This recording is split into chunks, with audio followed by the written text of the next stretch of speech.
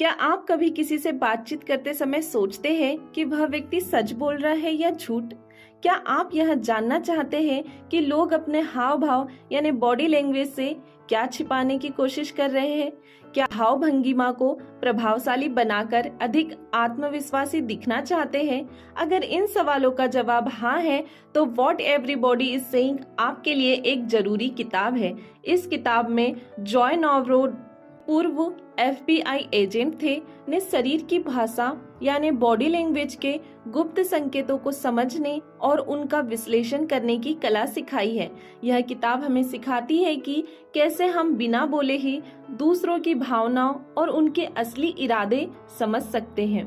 तो आइए इस बुक के अध्यायों को समझते हैं। पहला अध्याय, शरीर की भाषा का विज्ञान। शरीर की भाषा झूठ नहीं बोलती। जो लोग कहते हैं उससे अधिक महत्वपूर्ण यह होता है कि वे अपने शरीर से क्या संकेत दे रहे हैं। चेहरे की तुलना में शरीर के अन्य हिस्से जैसे पैर और हाथ अधिक विश्वसनीय संकेत देते हैं। अध्याय 2, पैरों की भाषा, फीट एंड लैंग्वेज।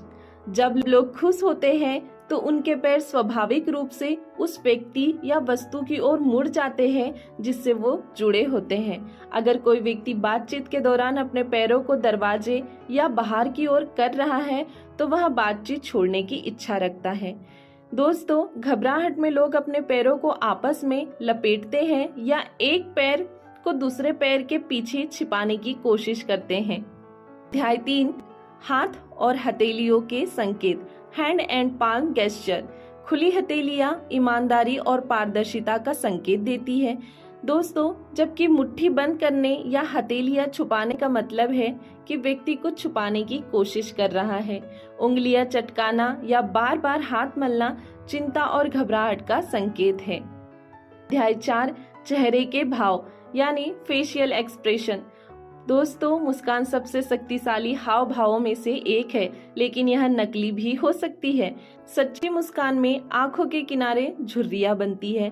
जब कोई व्यक्ति तनावग्रस्त होता है तो वह अनजाने में अपने होठों को दबा सकता है या चबाने की क्रिया कर सकता है। अध्याय 5, आंखों की भाषा, आई बिहेवियर। आंखों का संपर्क यानी आई कांटेक्ट आत्मविश्वास और ईमानदारी दर्शाता है।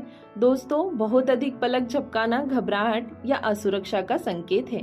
अगर कोई व्यक्ति आंखें फेरता है या बार बार इधर उधर देखता है तो वह झूठ बोल सकता है। अध्याय 6, आत्मरक्षा और घबराहट के संकेत, डिफेंसिव एंड नर्व गेस्चर। ये दोस्तों, जब लोग असहज महसूस करते हैं तो वे अपनी बाहों को सीने पर क्रॉस कर लेते हैं। घबराए हुए लोग अक्सर अपनी गर्दन या चेहरे को छूते हैं। कपड़ों को ठीक करना या बैठने की पोजीशन बदलना बेचैनी को दर्शा सकता है। अध्याय 7, झूठ पकड़ने की तकनीकें, डिटेक्टिंग डिसेप्शन। दोस्तों, झूठ बोलते समय लोग सामान्य से अधिक लंबे समय तक बिना पलक झपकाए देख सकते हैं या बार बार नजरें फेर सकते हैं। झूठ बोलते समय शरीर का एक हिस्सा अक्सर असंगत तरीके से प्रतिक्रिया करता है। अगर कोई व्यक्ति अचानक अपनी सांसों की गति बदलता है या फिर अधिक गहरी सांस लेने लगता है तो वह असहज महसूस कर रहा हो सकता है। अध्याय 8, आत्मविश्वास बढ़ाने के लिए शरीर की भाषा का उपयोग करें।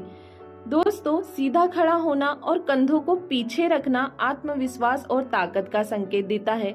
हाथों को जेब में न रखना और खुले इशारों का उपयोग करना प्रभावी संचार को दर्शाता है। धीमी और नियंत्रित हरकतें व्यक्तियों को अधिक आत्मविश्वासी दिखाती हैं। अध्याय 9, सामाजिक और व्यावसायिक जीवन में शरीर की भाषा का महत्व। दोस्तों, इंटरव्यू के दौरान अच्छा पहला प्रभाव बनाने के लिए आत्मविश्वासी बॉडी लैंग्वेज अपनाएं।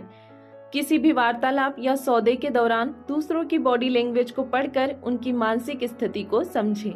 आत्मविश्वास बढ़ाने और प्रभावी नेता बनने के लिए अपनी बॉडी लैंग्वेज में सुधार करें। अध्याय 10, शरीर की भाषा को पढ़ने में महारत हासिल करना। दोस्तों, नियमित अभ्यास से हम दूसरों की बॉडी लैंग्वेज को बेहतर ढंग से समझ सकते हैं।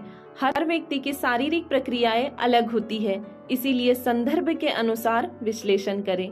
झूठ, घबराहट, आत्मविश्वास और अन्य मानसिक अवस्थाओं को समझने के लिए हमें पूरे शरीर के हाव भाव पर ध्यान देना चाहिए। दोस्तों, वॉट एवरीबॉडी इज सेइंग हमें यह सिखाती है कि कैसे बिना बोले ही हम दूसरों के विचारों और भावनाओं को समझ सकते हैं। यह पुस्तक न केवल हमें झूठ पकड़ने की कला सिखाती है, बल्कि आत्मविश्वासी और प्रभावी बनाने के लिए भी मार्गदर्शन देती है।